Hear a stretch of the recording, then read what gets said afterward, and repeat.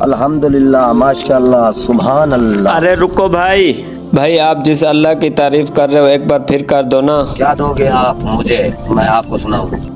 بھائی یہ جو جانور ہے نا یہ آپ کو دے دوں گا، ایک بار پھر سے اللہ کی تعریف کر دو۔ سبحان اللہ، ماشاءاللہ، الحمدللہ۔ رکو بھائی، ایک بار پھر سے کر دو نا اللہ کی تعریف، ایک بار اور کر دو نا۔ اور تم کیا دو گے مجھے؟ بھائی یہ بکے آدھے جانور آپ کو دے دوں گا، ایک بار اور کر دو نا۔ اللہ، ماشاءاللہ، الحمدللہ۔ رک جاؤ بھائی، رک جاؤ، ایک بار اور کر دو نا بھائی اللہ کی تعریف، ایک بار اور کر دو پلیز بھائی، ایک بار اور کر دو۔ اب کیا دو گے تم مجھے؟ تیرے پاس تو کچھ بھی نہیں بچا۔ بھائی میں نے جو آپ کو جانور دیا ہے نا اس کو چرانے کے لیے آپ کو غلام تو چاہیے تھا نا، میں آپ کا غلام بن جاتا ہوں، ایک بار اللہ کی تعریف کر دو۔ بھائی آپ کامیاب رہے۔